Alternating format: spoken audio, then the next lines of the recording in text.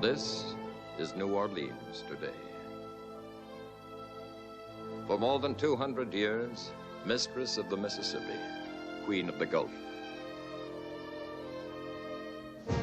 Traditionally known the world over as a sleepy land of dreams and Mardi Gras, blues and bouillabaisse, jazz and jambalaya.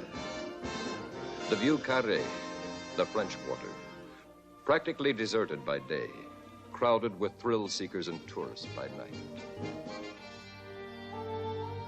But in the last dozen years, New Orleans has come wide awake, full of ambition, made itself the second largest port in the United States, next to New York.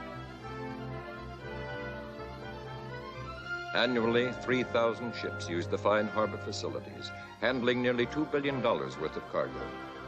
Fortunately, so far, the port of the legendary Jean Lafitte has been free of the dock pirates and racketeers who have been stealing $250 million a year in New York Harbor alone. Has New Orleans been painstakingly vigilant or just plain lucky? Senator Ellender of Louisiana has this to say. A $2 billion bonanza is an inevitable temptation to criminals. This picture shows how waterfront felons might attempt to infiltrate even a fine, carefully policed port like New Orleans. Once they get a foothold, it requires the most earnest, unflagging effort by public-spirited citizens to root them out, as you will see in this motion picture. The modern port of New Orleans still employs the shape-up, a day-to-day casual hiring system. The shape-up has been called an open invitation to waterfront criminals. But in New Orleans, this hiring system seems to be working out. Keith Morrell. Bob Blake. H. Gillen. Brother. Yeah. Tankerson. Yeah. Shell. Yeah. T. Simpson. A. Landry. S. Shields. R. Willis. Kelly. Yeah. All right, take your lift tractor and start with that pile over there. Hi, Peterson. Mr. Temple. You running a tour service, Riley? No, just bringing my boys on the job. Louis, take 2 men and put them on that crane back there and see how many lifts you need. This is not Pacific Street Wharf, Riley. What do you think you're doing? Did Mr. Temple tell you? I was hoping this wouldn't happen. Zero Saxon's just contracted to unload all Golden Gulf ships. Here, take a look. You have the Golden Gulf contract, Mr. Temple. Hey, Bud, can you tell me where I can find the Delta Surplus and Salvage Yard? Apparently I had the contract. Looks like Zero underbid me. You gonna let Zero take over this wharf and put our guys out of work? They ain't gonna be in no condition to wait tonight. That's what you think.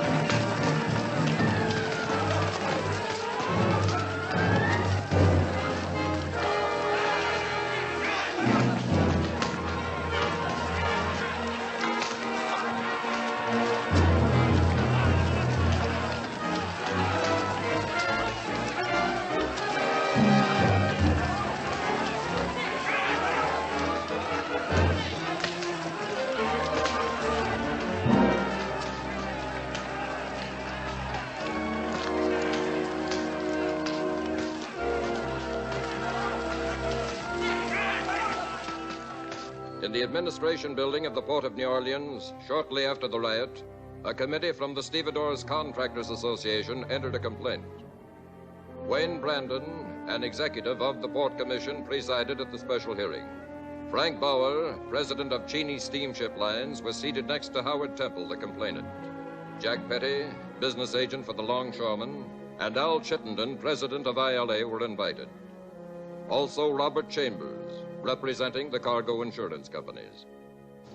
Gentlemen, we all regret the occasion that brings us here, but I can assure you that the committee is going to do everything it possibly can to get to the bottom of this transaction.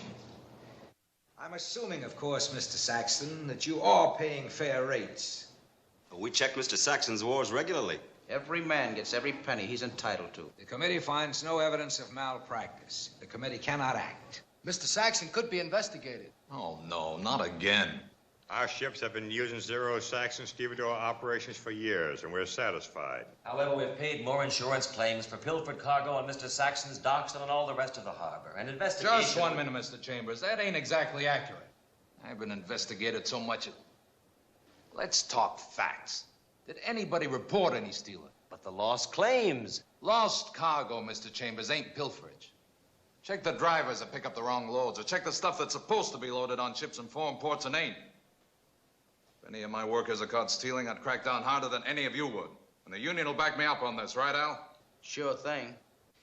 Under the circumstances, I'm afraid that there's nothing that we can do or say, Mr. Temple. That will be all, Mr. Saxon.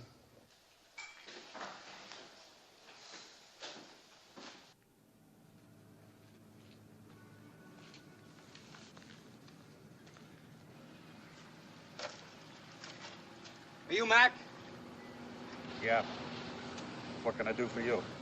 I'm Dan Corbett. I wrote you from Los Angeles about this. Oh, you're that ex-sailor. I thought maybe you were a crackpot or something. Say, you mean to tell me you came all the way down here to buy an LSM? Your ad says $4,500. Practically buys the ship. I'll take care of the balance later. I got the $4,500. There she is. And this is the stack off of her. I use it for my office. But I guess I can change offices. You want to go take a look at her? Yeah. Come on, let's go.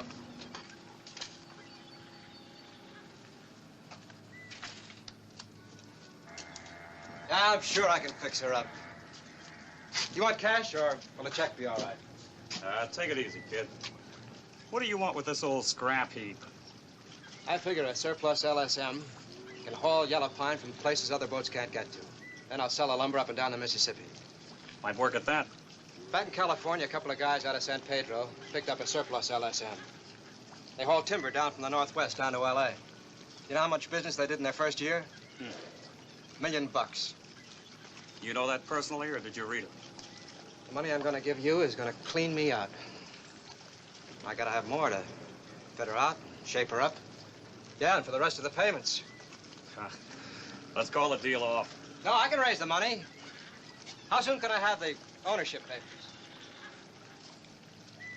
Just as soon as I can get some ink for this old fountain pen of mine. You sure you want to go through with this deal?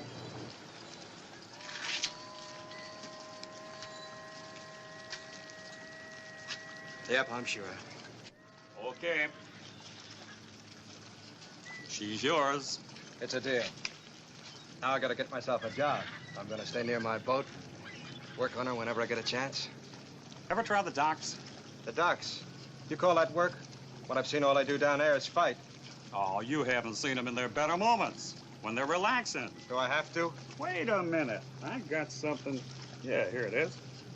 One of the longshoremen gave me a ticket to their picnic out at Pontchartrain Beach tomorrow. Oh, no. Yeah, take it. Come on, take it and go. They'll all be there. And there's no cooler spot in town than Pontchartrain Beach on a Sunday afternoon.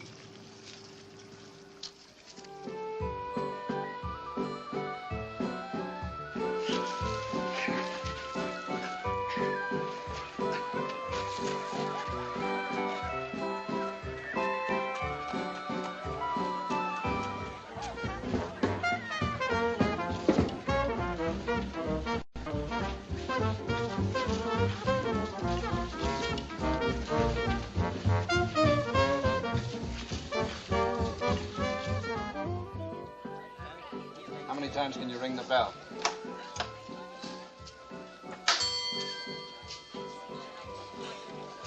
Just call me Big Nothing. Want to try this one?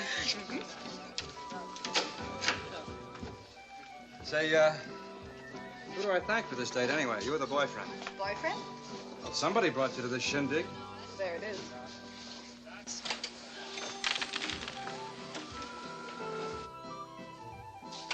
Is he blind? Well, thanks. You in his local? What local?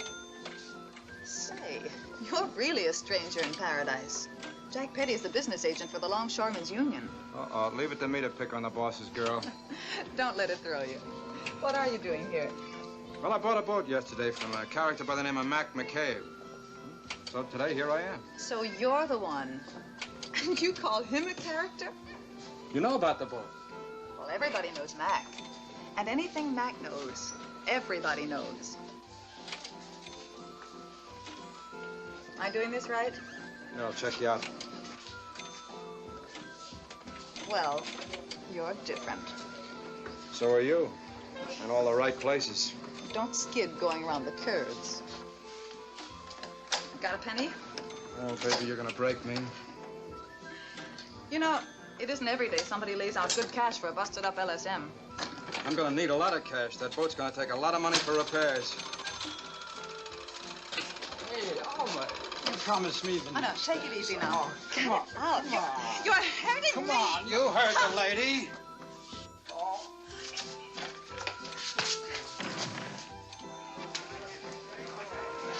Mister, you can hit. You know what he is? Drunk? He's the light heavyweight champ of the Longshoremen's Union. He's still drunk. Who are you, kid? Dan Corbett, president of a boat line. Who are you? Let me handle this, Jack. Get his weight. 175. Every bit of it. You've, been eating good. Navy child. 3 times a day.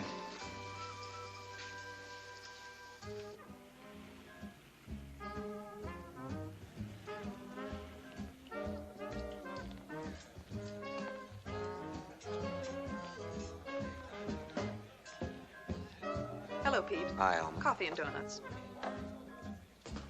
I wouldn't kid you. Everyone at one time or another comes here to the Café du Monde. It's a way of saying goodnight. Oh, no, wait a minute. I've got my own way of saying goodnight. After coffee and donuts here, the boy goes to his home and the girl goes to hers. It's an old New Orleans custom.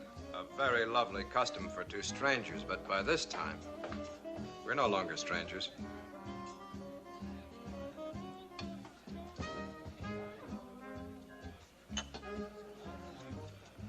Thanks, Pete.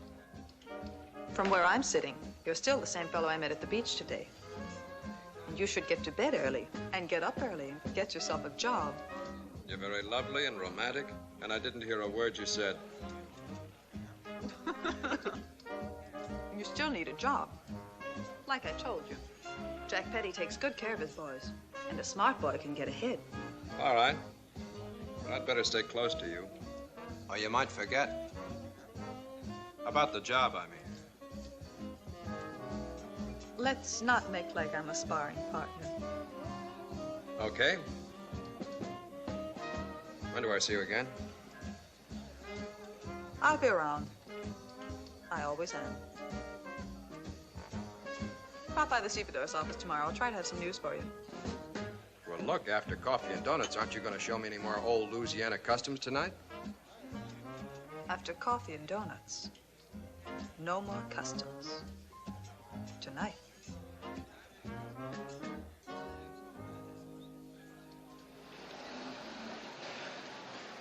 Okay, Charlie, hire your crews. Charlie Simpson. Oh! Armamino. Hey, Riley.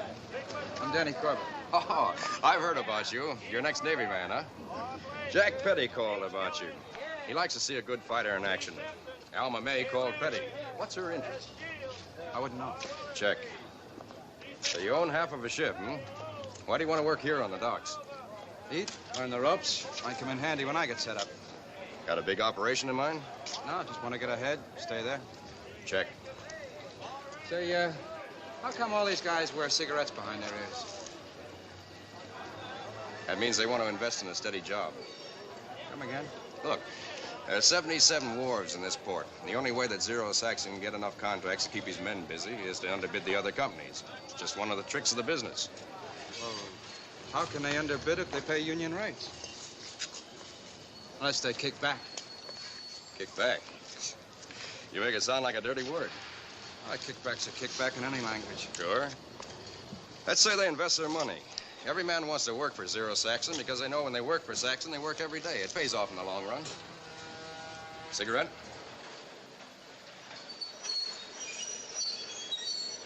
Sure.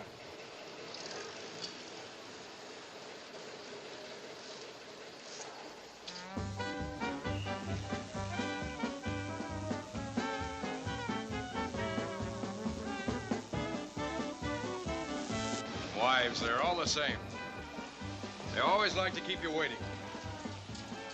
Music sounds good. Just wait until you taste these famous pork chops at Diamond Jim's. They're really something. Later on, we'll take you around town, show you the real New Orleans. Sounds great. I still don't know anything about the date you've got for me. Ah, something special. Someone you'll really like to meet. Someone that's right up your alley.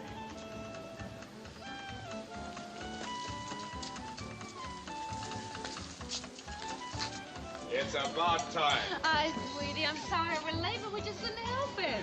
Danny, this is my wife, Marie. Danny Corbin. So you're the fellow with the strong right arm.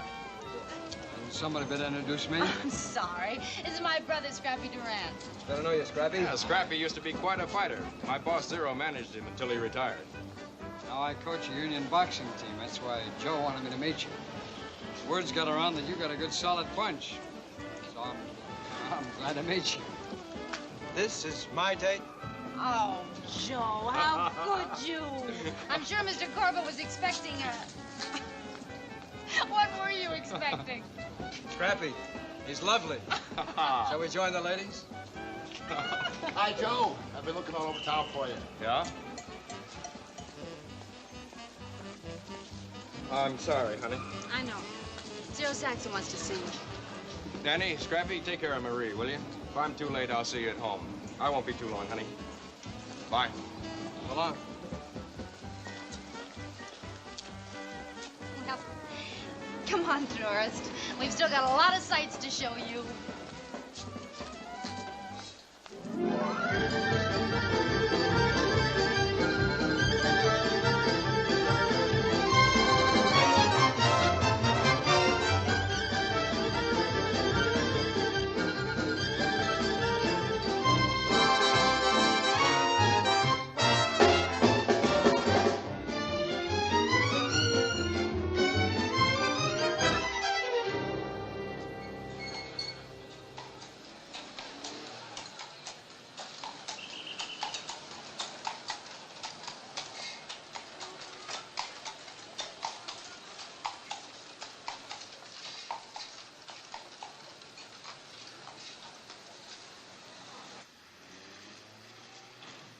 Keep the change.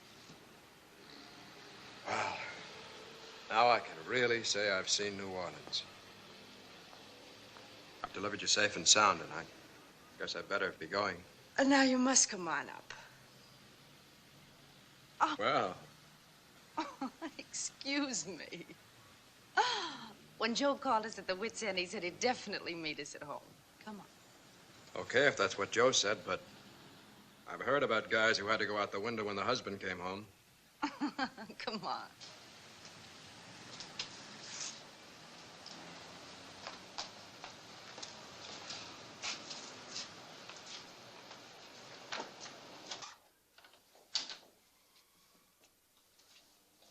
Joe?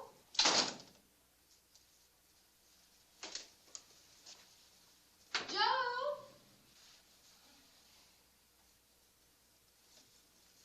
Maybe he's asleep on the balcony.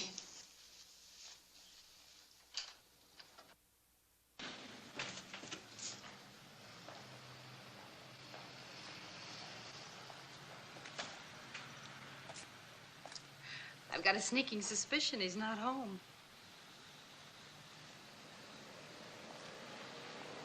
Sorry you were saddled with my brother and me. I guess it wasn't much fun. I had a swell time. Thanks for being polite. No, honestly.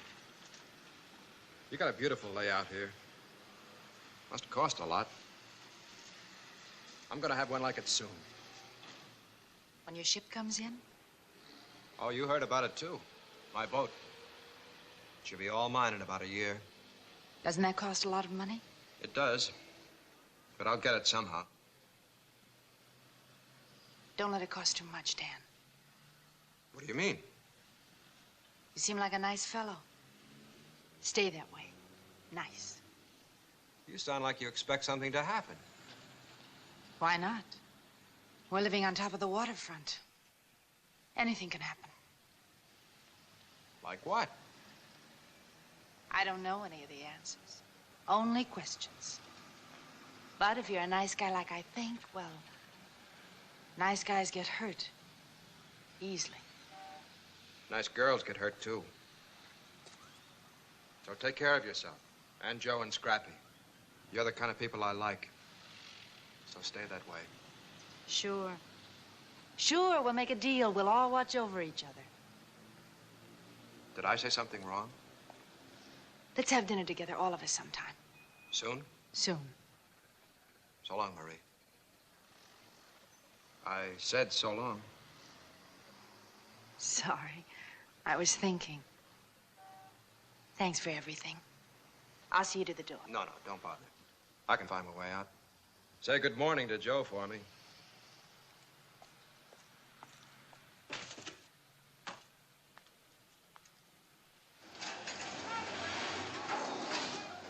How you doing? Okay. That's the last of this lot. Give me the list. I'll check it off in the cargo book. No, I want to do it. I still want to learn all the angles. Hey, you guys! We just unloaded this stuff. It hasn't been checked. What are you doing? Confidentially, we're loading a truck. Confidentially, let's see how fast you can unload it. You guys are picking up the wrong cargo. Let's see your papers.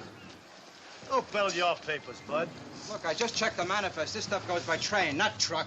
Come on, come on.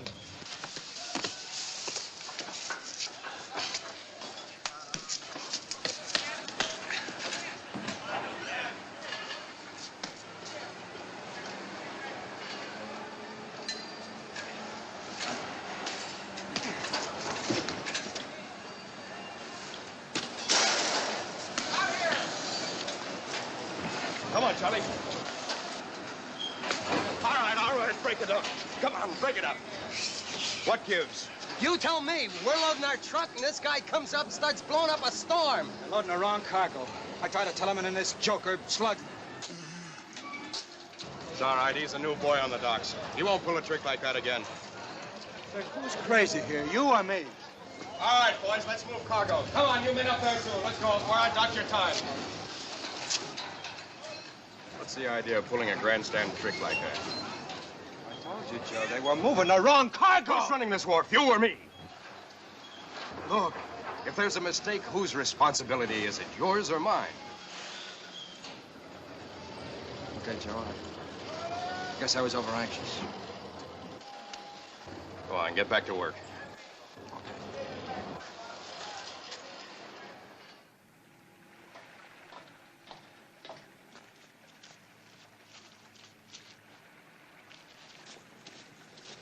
Well, she doesn't look like much yet, but wait till I finish working on her. Sure. Just like a woman. Enough paint, she'll look as good as new. Yeah. All your life, you try to figure the angles. Then one day along comes an old, rusty, beat-up LSM, and you know you got this whole living deal licked. It's funny. I've never yet found anything that could mean that much to me. Maybe I'm figuring the wrong angles. You're a lonely girl, Alma, baby. Somebody told you. No, I saw it on your face the first day I met you. You're no fun when you're serious. Look, what's the pitch?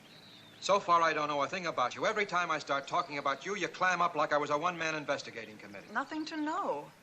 Nobody lives in a vacuum. Hey, that's real deep stuff. Another guy on the hook? One you can't talk about? Can't talk about?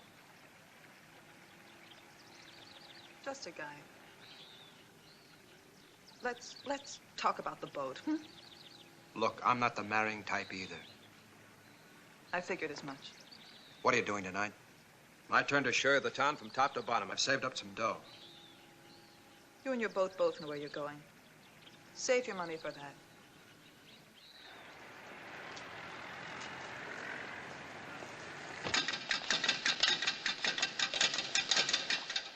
Hello, Danny. Hiya, Scrappy. Danny, I want you to meet a friend of mine, Pete Herman. Pete's the ex-bantamweight champ of the world. Pete, this is Danny Corbett. And a friend of Scrappy's a friend of mine. Glad to know you, Pete. Hi, Petey. Hi, Scrappy. Hello, Ralph. Ralph, you know Danny Corbett? No, I don't believe I do. Danny, this is Ralph Tupaz. Hi, Danny. Glad to know you, Ralph. Pleasure. Pete, could I see you for a second? Excuse me, please. Let's go, Ralph. Sure. Changed your mind, huh? Decided to fight after all. I needed the training to be a longshoreman, huh? Mind if I use the gym? No, go ahead. It's all yours. Thanks a lot. Say, Scrappy. Yeah, Denny. You're a friend of Joe's, aren't you? Joe and Marie both. They're my whole family. Why? Oh, nothing. I was just wondering how he does it, on what he makes as a dock boss. That apartment. Joe's all right, Danny. I didn't say he wasn't. Just said they live very well. Now, look, if you think that Joe's all right, you hear? Stop shadow boxing with me. I like Joe, too, and Marie. Yeah, I kind of think you do, Dan. So? Well, Dan, it's like... I shouldn't talk it over with you. If not to a friend, who then? Well, it's got me worried, Dan. They're not as happy as they used to be. I thought that was one marriage that'd really work out, but now... Well, now I just don't know. I'm having dinner with them tonight. Huh? Some sort of celebration, Joe said. Yeah.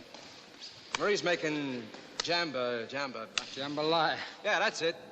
I always thought it was the name of a song. What are they celebrating, you know? I know you got a good right hand, Denny.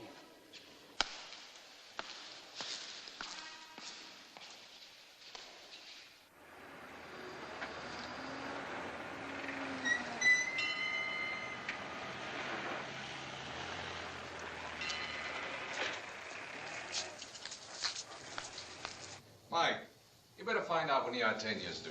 Artenia? That makes 5 about all we're set to handle. And that's it. We mustn't be greedy. We're young yet.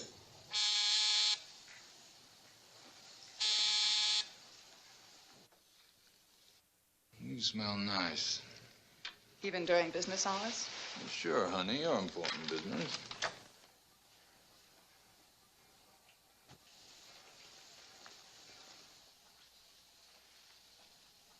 Hello, Zero. Hi, Joe. You suppose we could have a little talk now? Sure. Well, there's something I've been wanting to do for a long time, and now I finally got the chance. How do you mean, Joe? A fellow's offered to set me up in my own stevedoring outfit, so well, I'd like to step on. You really think you could pull it off? Big job, big headache. Big chance might mean a big flop. Well, I've learned a few of the tricks from you, Zero, and I can get the Franklin line contract to start with. I'll bet you can at that. Well, that is, naturally, if you're not interested in the contract yourself. You know I'm not, Joe. I never was. Okay, everybody, let's wish the best of luck to Boss Riley. Thanks, Zero. Thanks, Zero. How about a drink, Joe? No, I've got to run along. Marie's waiting for me. Thanks, Zero. Bye.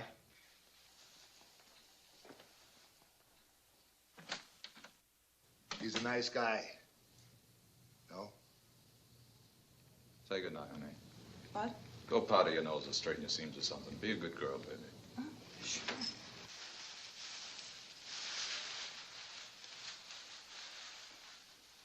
You know something? He'll go far.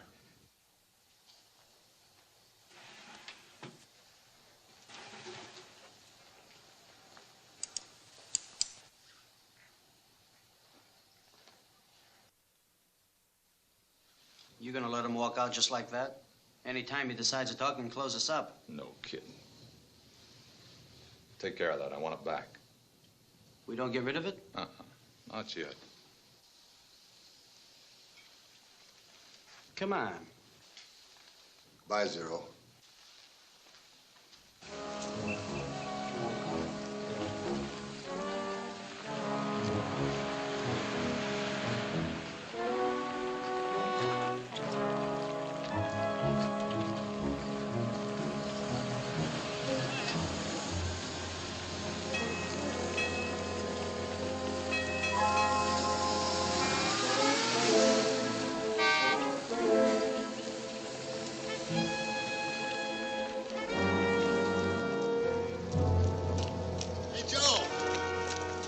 Hiya, Joe.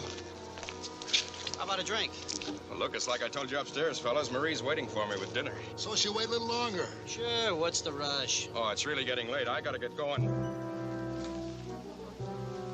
Looks like your hand's kind of stuck to my arm. Let's go someplace. And talk.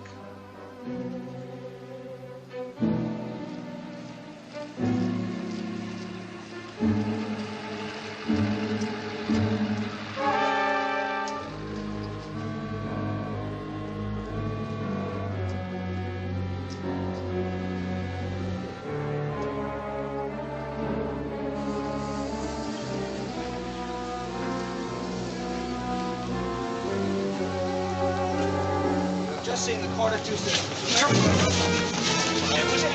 She's late.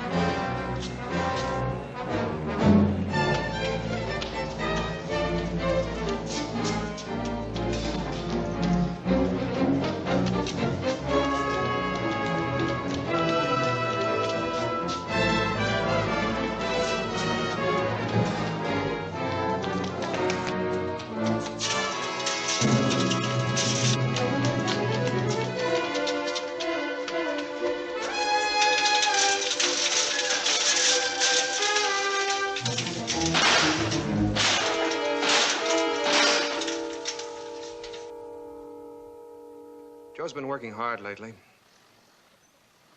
Later and later every night. Tough. He says he's got something big planned. Maybe it'll give him a lot of spare time. I hope it's a good deal for both of you. How can it be? Well, that's a funny approach. Joe's working hard, isn't he? Too hard. You can't condemn him for trying. I don't. I don't have to like what he's after. All right, I give up. What's he after? The brass ring on a merry-go-round. Doesn't have a brass ring. I see. Now I know absolutely nothing. Good drink. Thanks. It's my own recipe. Don't ask me what's in it. It's never the same twice. Joe's trying hard to get on top. Is that wrong? He was a stevedore when I met him. I fell in love with Joe the stevedore. Not Joe the big man on top. I married Joe the stevedore. I was happy. I don't want success or power or big money. Just Joe. A man's got a right to dream. You're part of that dream. Just like my boat's part of my dream. And I want the big money someday, too. Is that a crime? Yes. When it's a crime against oneself. Spell that out. He's changed too much. People grow up. Can't he grow up without hurting himself? That's the gamble a man takes if he wants to get somewhere. You mean that he'll never be satisfied? The more he has, the more he wants? I'm wasting my time. Joe won't be happy till he makes the big move. And now the time has come. Is this something you know, or did you just dream it up? The big deal is being made tonight. Joe wanted it to be a surprise. But when I found out he was talking to Zero Saxon, well, I wouldn't be much of a wife if I couldn't take it from there. Here's to you, Joe, and the big deal. You don't know any reason why somebody would want to kill him? Like I said, Superintendent, everybody liked Joe Riley. Your best friend is found floating in the Mississippi with 4 slugs in him, and you don't want to talk to us. Are you afraid? I just don't know anything about it, that's all. I'd help you out if I could. Okay, go ahead, Charlie. You can go. I'm sorry, Superintendent. Well, what do you make of it, Superintendent? He may be telling the truth. Then again, he may be afraid to talk. What's he afraid of? If this were New York and a docker was murdered, I'd guess he was mixed up in a racket, but not in New Orleans. No, we don't have rackets in New Orleans. All at once, the 3 men had the same thought. How sure were they that the rackets hadn't moved into New Orleans? Wayne Brandon said he knew that racketeers had cost New York $150 million in pilfered cargo alone. He was scared. Al Chittenden explained what this would mean to his union, an all-out battle to keep criminals and racketeers from exploiting his men. And Police Superintendent Schuring said if rackets took over the 42-mile waterfront, he'd need not a police force, but an army.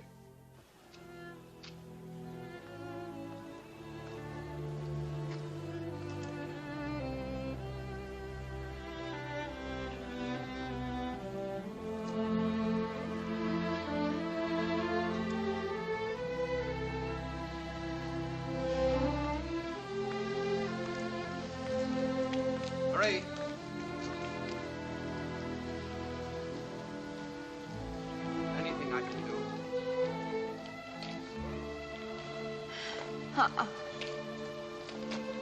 Are they sure that it's Joe? Yeah. You know, you're wonderful taking it like this. Am I? I've cried for days.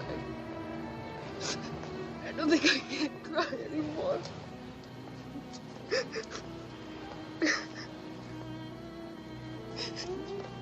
I knew he wasn't coming back. I knew they killed him. How could you know? I knew that Joe wanted to quit. When he didn't come home, I knew right away what had happened. Just because he wanted to go into business for himself, Marie, it doesn't add up. I wish I knew. I wish I knew. I know.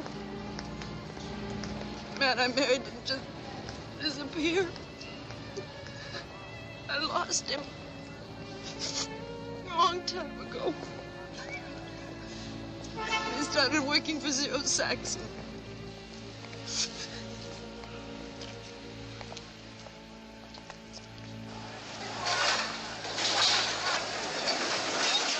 How are you, Mr. Saxon? Is there anything I can do for you, Mr. Saxon? No. This is Mr. Chambers. He's chief investigator for the Maritime Insurance Group. He's checking into some lost cargoes. I want you to give him full cooperation, all the help you can. Well, what shipment was it? Here's a signed receipt for cargo delivered to this dock. It never arrived in Europe. Well, who's this F.A. Wilson? The guy that signed it? Why, the checker. Never been a checker by the name of Wilson on this wharf. Never heard of him? You know what I think? Mr. Chambers, somebody forged that signature. Why, I'll bet that cargo was hijacked before it ever reached this dock. Mind if I look around, watch your handling procedure? Help yourself. I guess that's all. Yes, Mr. Saxon.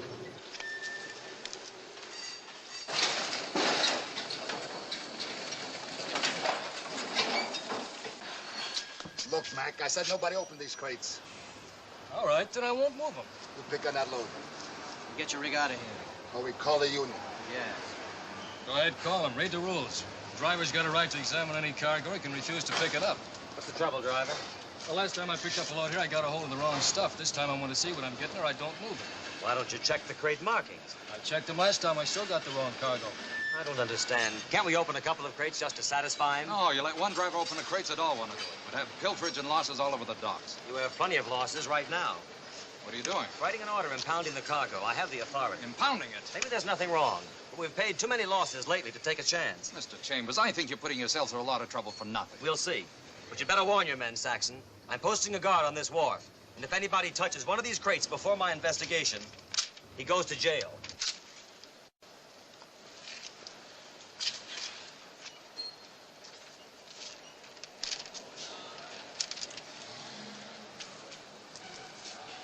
That's a deal you stepped into, Ed. We can't touch it without going to jail. Once Chambers opens the crates, we're through. A hiring boss has got to know something about handling delicate cargo. How about it? What do you think I got sent up for?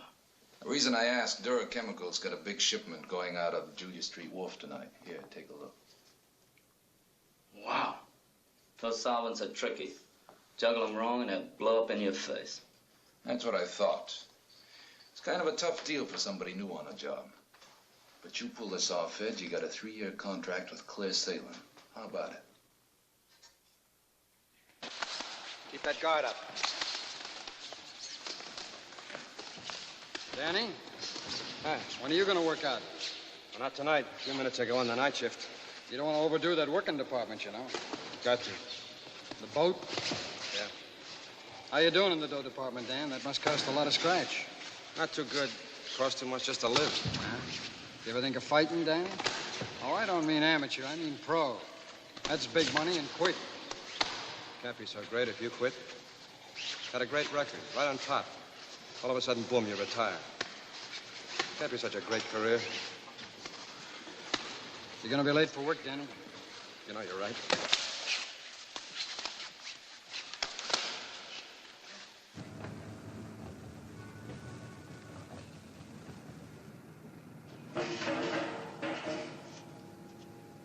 What, are you soft in the head?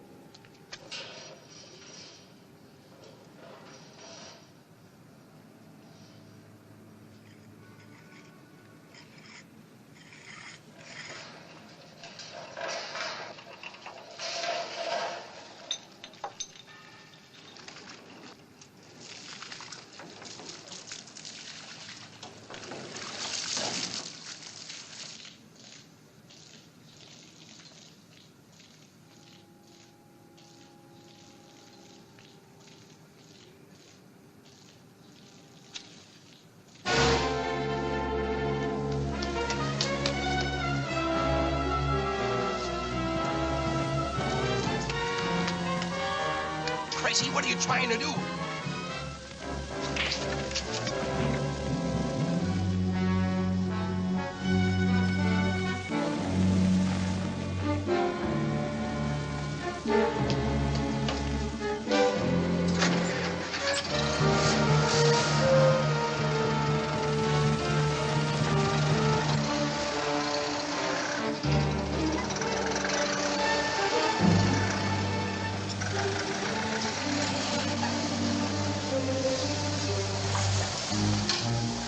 He lost up the whole deal. Stupid! Don't you call me that. He's gonna pull it off for us.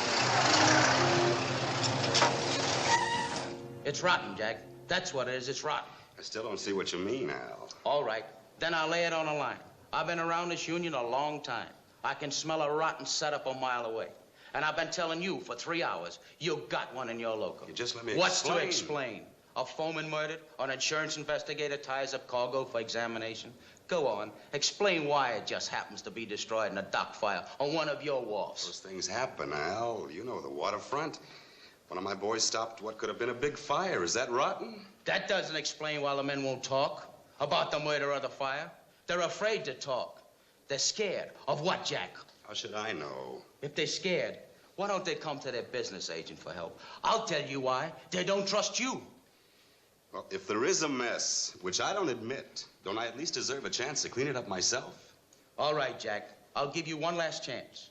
Clean up this mess or you're through as business agent of your local. I don't understand. Don't anybody ever bring me any good news? I can't help it. Things are getting tough. You know what Chambers thinks about that fire. And making an ex-con your new hiring boss didn't help either. You gotta do something, Zero. You mean besides paying you all that grease? If Al cans me, I'm no good to you. Grease or no grease. If Al knew the local was solid for you, had confidence in you, trusted you, he wouldn't dare kick you out, would he? No, but how's he gonna think that? Well, supposing the boys threw you a testimonial dinner, sort of a spontaneous tribute to their business agent. I ain't heard anything about a spontaneous tribute. That's because we didn't tell him about it yet. Stupid. You're stupid. Don't worry, they'll kick in. They'll show up, too. You better get your tux clean. It ought to do it, Zero. It just ought to do it.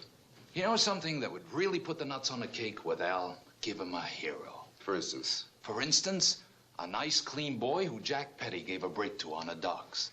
A boy who repaid his trust and confidence by putting out a fire that could have cost the city $1 million. Yeah, I already told Al about that young smoke eater. I might even do something for him myself. What was his name again? Yeah, what was his name again? Dan Corbett.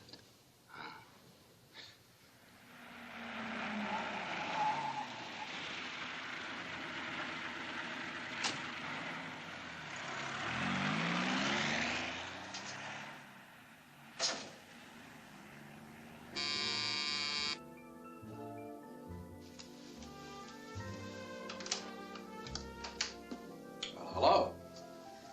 Wow. My protege. They gave me a message that you wanted me to stop by. I hope you like martinis.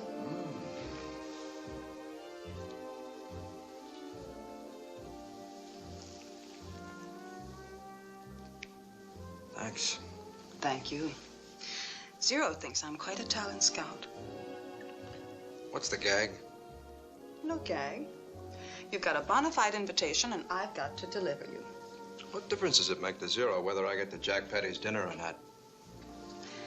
You'll find out later. You know, you're quite a guy. Fighting, putting out fires. You're better at starting them.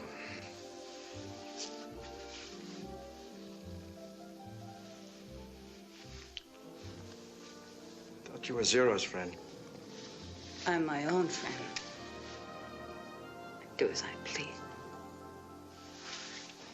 And so, ladies and gentlemen, it isn't very often that a man will risk his life over and above the call of his job. You know about the incident of which I speak. You've read it in your newspapers. I wonder what would have happened if this fire had gotten away. It probably would have meant a lot of docks burnt, millions of dollars of property loss, and lives, and been a disaster in our community. And it was all prevented by this one man. And so tonight gives me a great deal of pleasure to have an honor performed here, and I'm going to call on the chief of the New Orleans Fire Department, Howard L. Day, to present a certificate of merit to this courageous young man. Chief Day.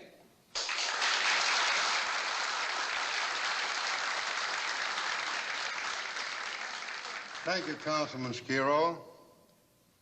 Ladies and gentlemen, on behalf of the citizens of New Orleans, it gives me great pleasure in presenting this certificate of merit to an outstanding hero, Mr. Daniel Corbett. What idea was that? Go on. Go on up.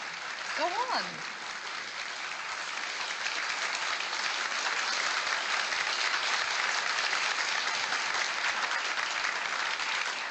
Just a minute, Dan.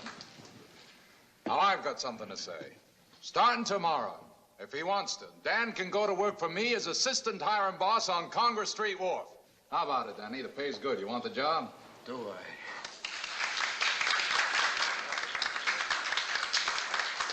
And who do you suppose picked our young hero? Gave him his break on the docks. That's right, our guest of honor, Jack Petty. Now, you know, Jack, he hates to make speeches. But even without speeches, Jack knows how we all feel about him. But in case he should ever forget, the boys in his local all chipped in and got him a little reminder.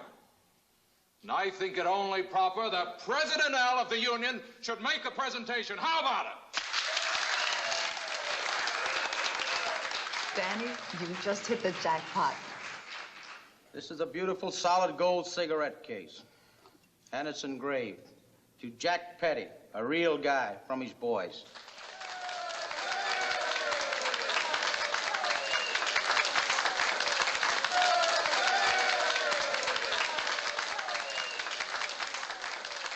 Congratulations, Jack. Thanks, Al. And just so everybody will go home with something, there are souvenirs for the ladies. Come on, pass them all out. Compliments of Zero Saxon. Expensive stuff, huh? Zero always thinks things are okay if they smell pretty. Compliments of Zero Saxon. Cost every man on the dock a day's pay. I can't stay, Charlie. I came to a memorial tribute to Joe and nothing else. Yeah, I had enough laughs. Hi, everybody. Looks like my night to buy the drinks, huh? Congratulations on your new job, Danny. Thanks. Sure you make a lot of money with Zero. You make it sound like that's bad. That's just fine. Get it any way you can. That's what they always say. Coming? Night, Dan. Miss Worth. We were just leaving. Scrappy? I think I'll stick around a while, Marie. You go home with Sue and Charlie. Good night, Sue. Charlie. Good night. Dan, can I talk to you a while alone? Go ahead. I'll dance with Zero. A little while, okay? Okay. I don't know why, but I sure laid an egg with Marie and Charlie. There's a lot of things you don't know, Dan. One of them's how much you hurt Marie. Hurt Marie? How? Dan, look, we both like you. She doesn't want to see you get all mixed up the way Joe did. You gonna give me a line about Zero? Look, I've been keeping my mouth shut, but my ears and eyes are working overtime. That Stevedore Corporation of Zero's. That's just a cover-up for his real operation, big-time smuggling and pilfering on the docks. And that dame you're with tonight, she's the one that fingers the cargoes for him, while she only works in the Stevedore contracting office to get information for Zero. You're crazy. I've worked on Zero's docks. He couldn't possibly get away with it. Oh, yeah? Did you ever hear the old shell game? Find under which walnut is the pea. Where do you think he's doing it? All right. I'll explain it to you some other time. Maybe you're right. Maybe not. But why pick on me? I told you, Danny, we like you. You think I'd be sticking my neck out like this if I didn't think you were being played for a sucker? Suppose I work for Zero, and I tell him how you feel. I don't think you're a squealer, Danny. It's like you scratch my back and so forth. You saved us a bundle by putting out that fire. Now we want to do you a turn. So we'll pay you $200 a week to start. 200? That's only a start. Later on, you make good, you get a cut of the business like Joe did. Thanks. I never thought I'd make that much money without stealing it. What are you getting at, kid? From all I've heard, you operate just like everybody else, only smarter. Why, sure, kid. You gotta be smart unless you want to work in a bargain basement. All I want is to own my own boat and head up the river to the tall timber. Up the river, tall timber. I like poetry. So get some sleep. We'll see you later. Coming? Oh, we'll see she gets home all right. Don't think we blame you, Danny boy, for being careful. As a matter of fact, we appreciate it. We don't want to hire the wrong guy either. Yeah. I like poetry, too. I'll see you. See you.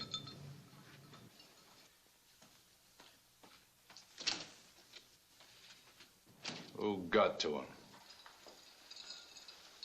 How do you mean? You didn't hear nothing on the docks, I could tell. Somebody got to him after I offered him the job at the banquet. I saw him talking to Scrappy. They was yapping like two old maids. I noticed how Scrappy's changed ever since Joe Riley was killed. He just might talk too much. Marie's his sister, and he's her brother. You know what I mean? Can't stand the heat of another killing.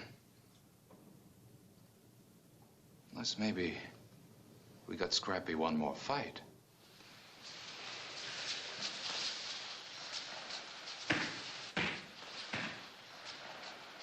This guy's just a plain squealer.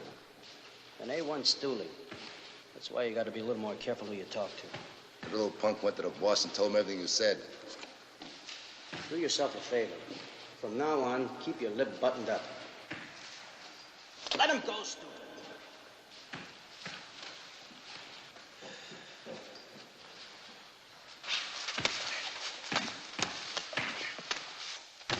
All right, that's enough. Scrappy! Okay, double-crosser. I'm gonna teach you a lesson you'll never forget.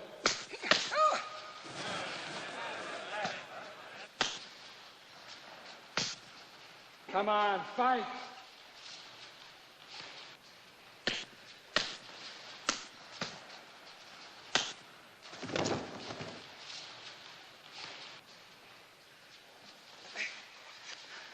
What's the matter? I hit you too hard? You want to run and tell Zero about it? Scrappy! Come on, get your hands up. Fight!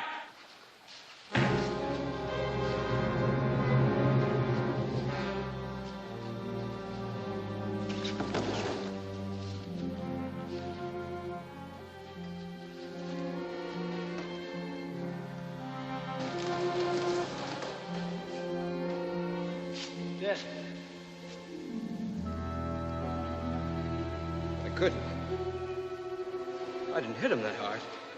It may work out with you. He never worked out with anyone. He wasn't sparring. He came in the ring like a wild man. Funny. Just a couple of minutes ago, he was talking to Deuce and Big Mike. Now,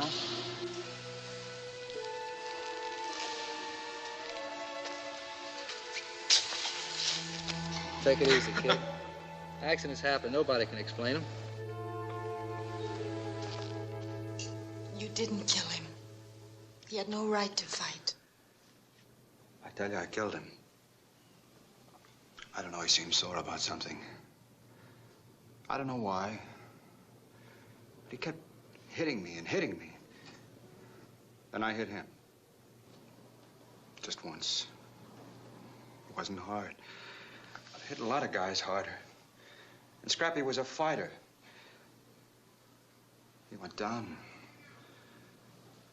He never moved. I've been trying to figure it. Why? Why? His heart.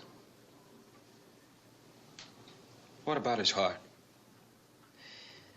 He had a bad heart. The doctor told him another fight would kill him. Who knew about this? Just a few. Scrappy was too proud to let on. That's why he quit the fight ring. Zero knew. He used to manage him. Deuce and Big Mike were there. They'd been talking to him. I got it.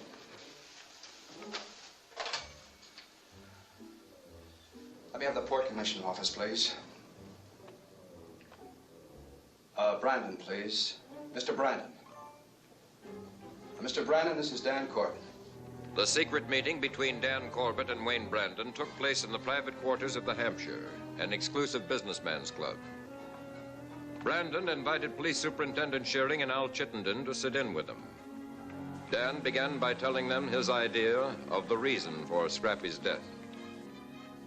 Somehow, through Mike and Deuce, Zero managed to get Scrappy in the ring with me. The rest you know. Just what is Zero's setup? Big-time pilfering, mainly. But with sidelines. Smuggling, kickbacks, special collections, short gangs. Now you see why I wanted you two here. I just don't see how Zero can get away with pilfering. It has to be a big operation with contacts to finger the cargoes. Zero's got a girl planted in the Stevedores Contracting Association. The checkers and dock bosses are in on it. He even operates the new Dixie truck line as a blind. But with labeled crates, ship's manifest, signed receipts, how can he manage it? Well, the way Scrappy explained it, it's like the old shell game. Here, I'll try to show you what I mean. Al, would you pass me a couple of those matches? A couple of them. The shells. But instead of using shells, Zero uses a ship, a warehouse, and a truck. Oh, yes. Instead of 1 P, he uses 2, just to make it more complicated. Now, let's say that this is the valuable cargo Zero wants. It's on the ship, and it's unloaded on, say, Poitras Street Wharf. Now, Zero sends down one of his trucks, brings in a load of crates marked exactly the same way as the valuable cargo. P number 2. In the dock warehouse, the papers are switched from the original cargo, the legitimate cargo, to the phony crates. The truck comes in, picks up the phony crates instead of the cargo it should have. And one of the insurance companies will lick. Try to trace that transaction back months later. Afterward, when things are quiet, Zero sends back his truck to pick up the valuable cargo. What about shipments going abroad? We just reverse the process, load the phony crates on the ship. By law, Zero has to keep exact dock records. They've been inspected, so he'd have to doctor the cargo book and keep a file of phony invoices. And Gene Lafitte thought he was a pirate. All we have to do now is to tail Zero's new Dixie trucks whenever one leaves the docks. No, that's no good. Because that cargo may be reloaded 2 or 3 times. Maybe even recrated. Even so, if we stop the trucks, we stop Zero. Until we find out where the trucks finally end up. What about radio? The Navy used radio oscillators and directional antenna as locators. Now, if we could plant one of those small transmitting oscillators in the stolen cargo on the docks, why, your radio cars would have no trouble following that cargo, no matter how many times it was transshipped. Our radio section could rig up the oscillators, but then... what? But there's still a matter of planting them in the right cargoes. I think I could take care of that. Zero just made me assistant dock boss. I could keep that job until the oscillators are planted. I guess I don't have to warn you if Zero should find out you talked to us. No, you don't. I remember what happened to Joe Riley and Scrappy. Brandon will notify you when the oscillators are ready. Then it'll be up to you. You'll be on your own. Be careful. Good luck. It'll be worth a try. Thank you, gentlemen. Not long after the meeting, Dan got his chance to place one of the oscillators.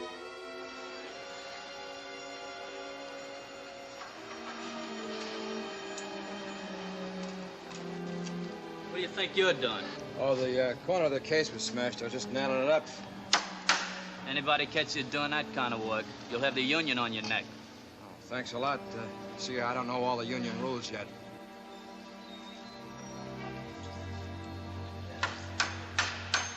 As soon as Zero Saxon's new Dixie truck pulled out with the shipment containing the oscillator, the police car's antenna was quick to spot it, and it was easy to follow the shipment.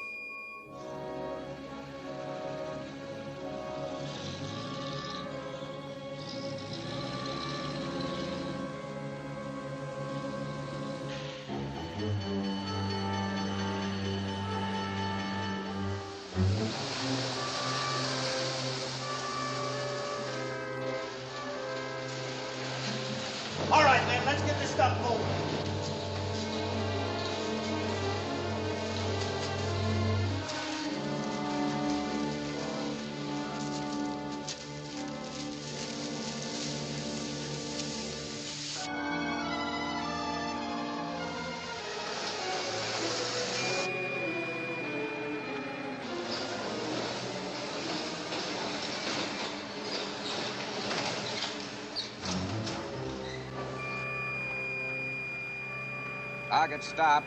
Transship once. Seemed to have settled down for the night. Bearing 137. 137. Pointer Street Wharf. This is Unit 30. Lafayette and Delta. Final bearing 286. 286. Lafayette and Delta. Well, there it is. That's where our transmitter ended up. You know that location, Superintendent. Do I? One of the biggest warehouses in the city, Challenge Distributors. Big firm, important, respectable, so to speak. Doesn't seem possible. They could be handling stolen goods. We'll know for sure when we raid them. But first, we must find out how many more outlets Zero has. Only a short time later, after following through the same procedures, Police Superintendent Schuring had his information.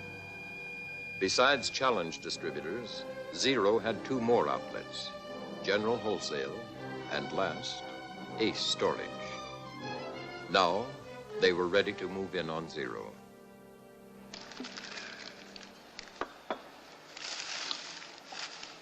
Hey, Frank, what's this all about?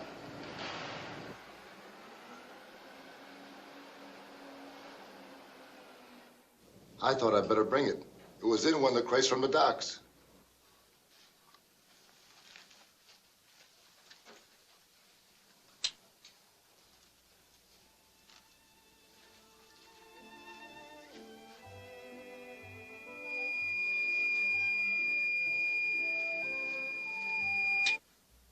Somebody's getting too smart. I don't like clever people. What is it, Zero? It's a small transmitter to trace those crates by radio. The police? You better pack all this stuff back in the crates like it was. Get it back on the docks pronto. What about the dock records? They checked those receipts against the cargo book. We'll fix the records. Get going. What are you doing? Thought I'd call up and get the boys started. If they planted oscillators, I'd bug the phone too. Do as I told you. Okay, Zero.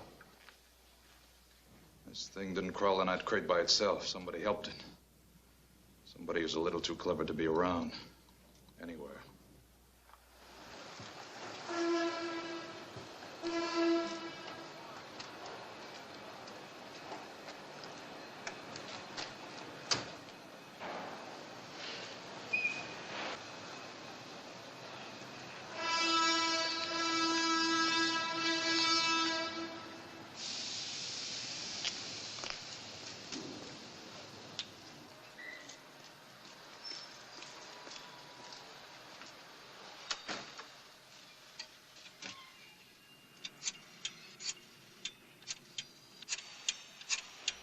Hello.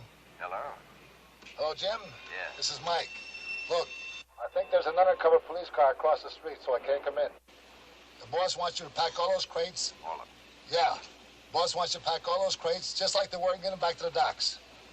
What? What about the records? Zero will take care of that. You just get those crates back to the dock quick. Right. If that cargo gets back on the docks, our evidence is gone. If we stop the trucks, they'll know we're monitoring their warehouse calls. I think we can fix that.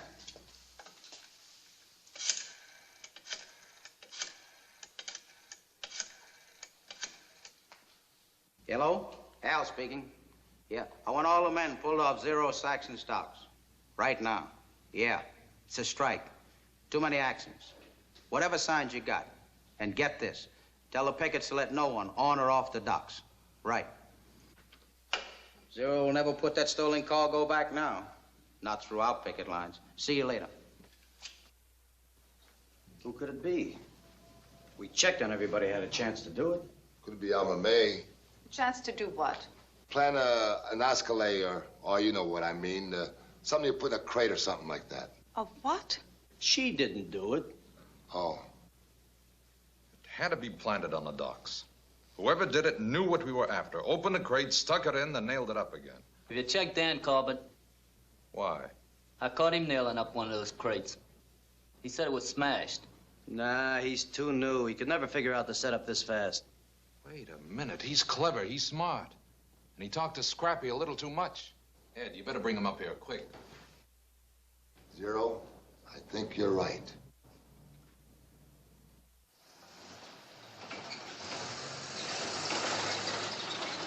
This is Special Unit A outside the Challenge warehouse. Loaded truck just came out of the building and turned down toward the docks. Over. Okay, we've got it. Just sit tight where you are. This is Superintendent Shuring. Dispatch the 3 special details to the warehouse. I'll be with the dock detail.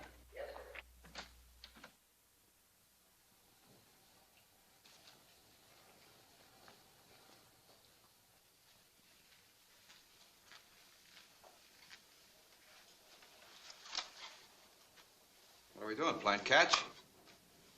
We were wondering if you'd ever seen it before, that's all. What is it? And how would I have seen it before? When you planted it in that smashed cargo crate on the docks.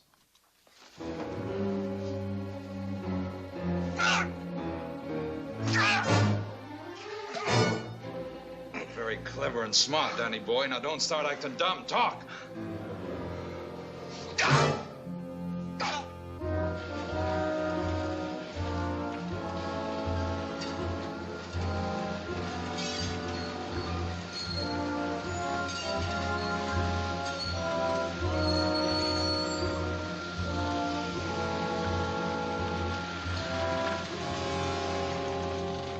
Sorry, pal. President Al's orders. Nobody gets on this dock till the strike's over. What do you want me to do? Beat it. Okay, okay.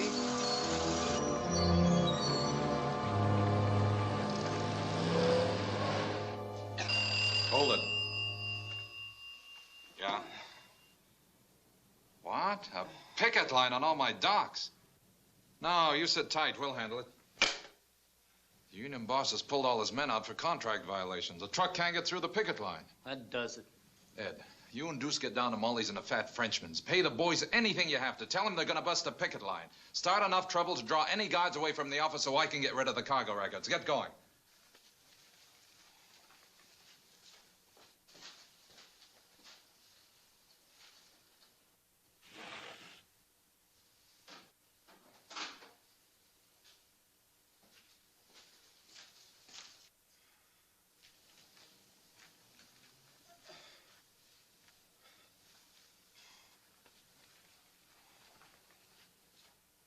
Why give him a gun? Because it's the one that killed Joe Riley, that's why. If he has talked, a nice murder charge complete with a beautiful set of fingerprints might make him change his testimony. I'll leave you to watch him.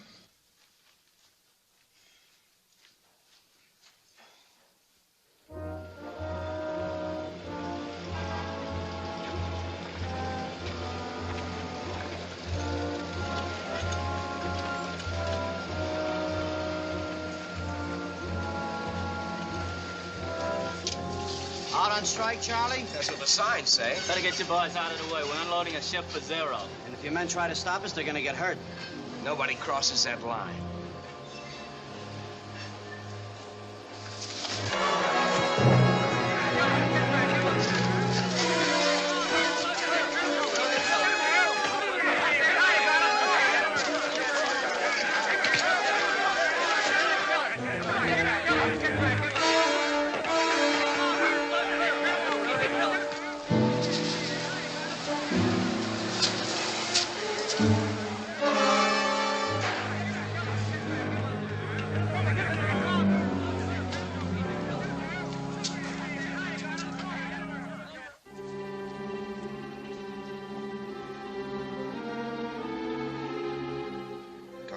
They'll give you a break.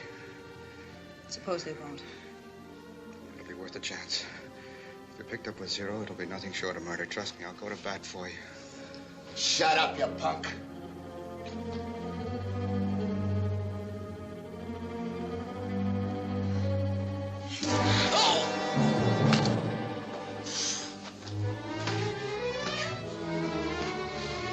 All right, Danny boy.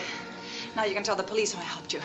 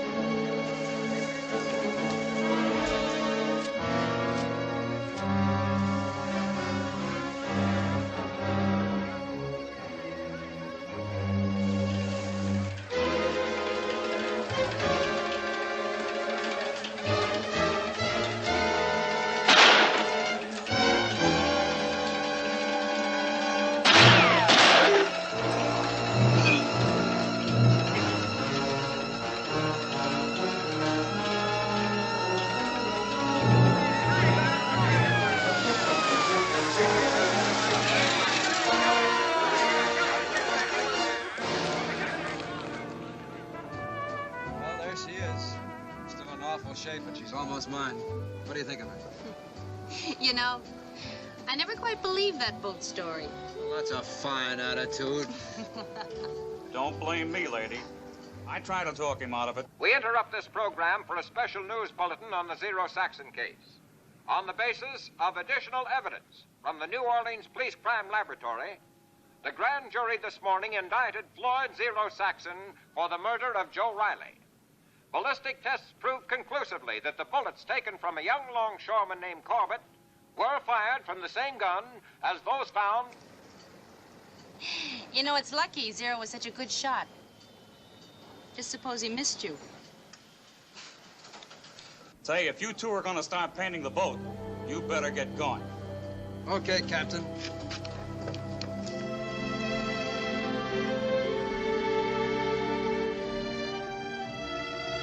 So a young California ex-sailor trying to buy a boat happened to be the key to breaking the waterfront dictatorship of Zero Saxon, which had threatened the position of historic New Orleans as the second greatest port of the United States.